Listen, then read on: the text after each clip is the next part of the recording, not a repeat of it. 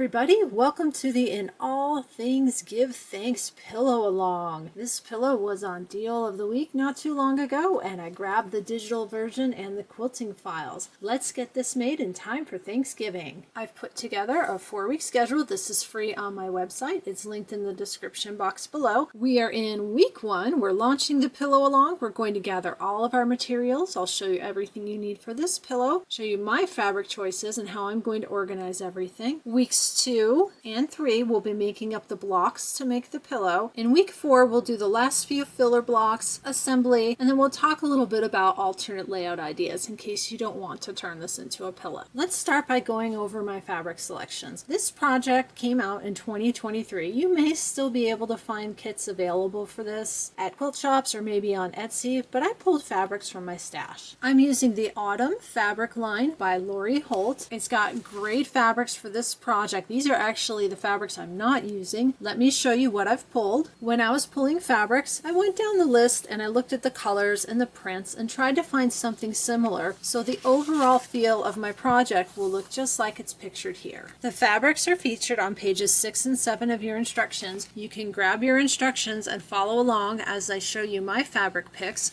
With the exception of the backing and the flange, all of these fabrics are from the Autumn line. These two are from Lori Holt's Mercantile line. I'm going to hold up each one, show you the fabric number. That way if you like these fabrics, you can still get this fabric line and you can make your pillows up just like mine. Fabric 1, 2, 3, 4. The jingling you hear is one of my dogs walking into the room. Fabric 5, 6, 7, 8, 9, 10, 11, 12, 13, 14 for the star and the house. Because I'm working with fat quarter bundles, there's 2 places where fabric 14 is used. I had to pick 2 separate fat quarters in order to have enough. 14 for the border. Same thing for 15. I picked different fabrics. This is the Mercantile line. This is fabric 15 for the flange. And this is fabric 15 for the backing. I spray starch all my fabrics with this faultless heavy finish. I take it outside, give it a good spray, let it dry, and then I iron it. On page 7 are our thread colors. You can see they're given in generic colors for this project. Black, dark brown, medium brown. The only color I've pulled so far is black because as we work through each of the blocks, I'll go to my thread wall, hold up the fabric, and see what looks good for that. I'll be sure to show you all my threads as we work through the project. As I pull my threads, I put them in my fabric wrapped rope bowl. This is also a Kimberbell project. I'll link this below. I have a tutorial on how you can make this. This has the embroidery base. I did pull the black thread, and then I know I'm going to need my snips, my applique scissors, and of course, my paper tape. On page 10, the project also calls for embroidery felt and a piece of embroidery leather. Embroidery leather by Kimberbell is not leather, it's a plastic PVC product, so it's animal friendly. I don't have the camel brown embroidery leather, but I have gingerbread felt. I'll be using that instead. All of these other felt colors I happen to have. Let me show you. I have this embroidery felt pack, fall and winter, and it has all the colors that I need for this project. And I have the gingerbread felt from something else, and that's what I'll be using in place of the embroidery leather. If you look at pages 8, 9, and 10, we've got cutting guides and all the information for our fabric and our embroidery felts. There's pictures showing how you can cut your fabric to get the most out of your fabric piece.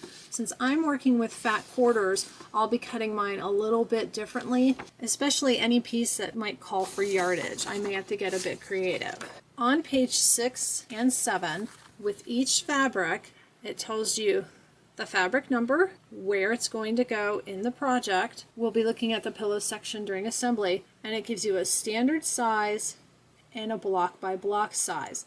If you're using the background quilting and you're going to do the quilting as we go, which I'm going to do, I need to make sure anywhere where it has 2 choices like this, that I cut the block by block size. In this little box on page 3 is a really nice summary of all of our blocks. If you want, you can make up Ziploc bags like it shows here. You put the block name on the bag, you cut the fabric you need for that block, and you put it inside the bag. Page 11 also lists some other things we're going to need, and I can show you these. I have these pulled: project batting, fusible backing, light mesh cutaway, wash away stabilizer, and wash away topping. All of this will be linked below. Any of the stabilizers, like the light mesh cutaway, wash away topping, I've got a link that says Kimberbell stabilizers. You can find everything under that link.